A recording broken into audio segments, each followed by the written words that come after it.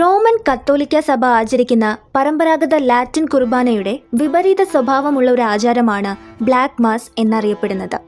മധ്യകാലഘട്ടത്തിൽ ശത്രുക്കളുടെ നാശത്തിനു വേണ്ടി വിശ്വാസികൾ കാഴ്ചവെച്ചിരുന്ന ദിവ്യ ബലിയായിരുന്നു ഇത്. ക്രൈസ്തവർ അർപ്പിച്ചിരുന്ന ഇത് ക്രമേണ ക്രിസ്തു മതത്തോടുള്ള വിരോധം എന്ന ഉദ്ദേശത്തോടെയുള്ള കുർബാനകളായി മാറി. ക്രൈസ്തവ സഭയിലെ കുർബാന എന്ന ആചാരത്തെ അനുകരിച്ചുകൊണ്ട് ക്രൈസ്തവ ദൈവസങ്കല്പത്തെയും ക്രിസ്തു മതത്തെയും നിന്ദിക്കുന്ന രീതിയിൽ സാബത്ത് ദിവസത്തിൽ അനുഷ്ഠിക്കുന്ന ഒരു ആചാരമായി ഇത് ഇന്നും തുടരുന്നു. ഇതിനെ ആഭിചാരത്തിന് സ്ഥാനമായിട്ടാണ് ക്രൈസ്തവർ കാണുന്നത്.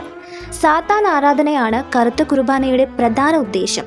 ലൈംഗിക വീഴ്ച, ആർത്തവ രക്തം, മദ്യമടക്കമുള്ള മുറകളിലൂടെ നഗ്നരായി വിശുദ്ധ കുർബാനയെ അപമാനിക്കുന്ന രീതിയിലാണ് കറുത്ത കുർബാന നടത്തപ്പെടുക.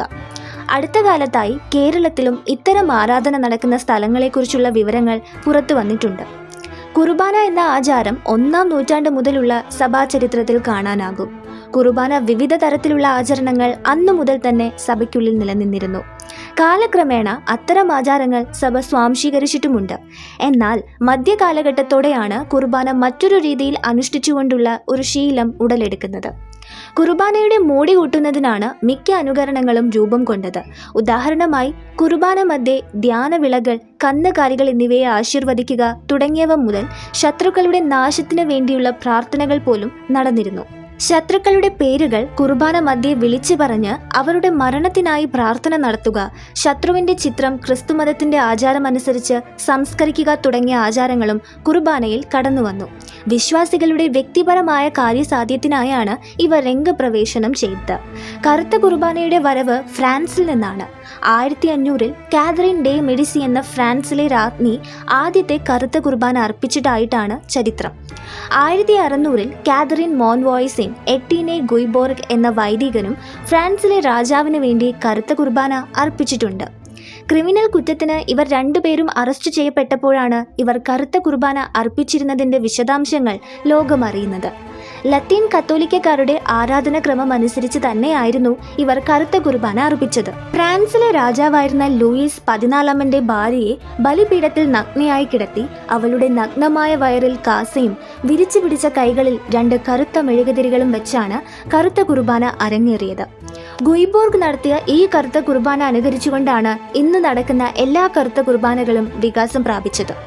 ഇനി കറുത്ത കുർബാന എങ്ങനെയാണ് നടക്കുന്നതെന്ന് പറയാം. നഗ്നമായ ശരീരത്തിൽ കറുത്തതോ കട്ടപിടിച്ച രക്തത്തിന്റെ നിറത്തിലോ ഉള്ള കൈയില്ലാത്ത പുരോഹിത വസ്ത്രം ധരിച്ച ആളായിരിക്കും കറുത്ത കുർബാന അർപ്പിക്കുക. ബലിപീഠത്തിൽ പൂർണ്ണ നഗ്നയായ സ്ത്രീയോ പന്നിയോ ആടോ കരടിയോ ഉണ്ടായിരിക്കും. അശുദ്ധമായ ആർത്തവ രക്തവും ബീജവും കലർത്തിയ ഓസ്തി കത്തിക്കുകയോ എറിഞ്ഞുകളയുകയും ആശീർവദിച്ച വീഞ്ഞ് തറയിൽ ഒഴിച്ചു കളയുകയും ചെയ്യാറുണ്ട്. വിശുദ്ധ കുർബാനയിൽ ഉപയോഗിക്കുന്ന വീഞ്ഞിനു പകരം കറുത്ത കുർബാനയിലാകട്ടെ തലയോട്ടിയിൽ നിറച്ച മൂത്രമോ ആർത്തവ രക്തമോ ആകും ഉപയോഗിക്കുക. മനുഷ്യക്കൊഴുപ്പിൽ ഉണ്ടാക്കിയെടുത്ത കറുത്ത മെഴുകുതിരി, കുറുക്കൻ്റെ തൊലിയിലോ മനുഷ്യൻ്റെ തൊലിയിലോ പൊതിഞ്ഞ ബൈബിൾ എന്നിവയും കറുത്ത കുർബാനയിൽ ഉപയോഗിക്കപ്പെടുന്നു. ആഘോഷങ്ങളിൽ മുറിച്ച മനുഷ്യമാംസം ഇവർ ഉപയോഗിക്കാറുണ്ടെന്ന് പറയപ്പെടുന്നു.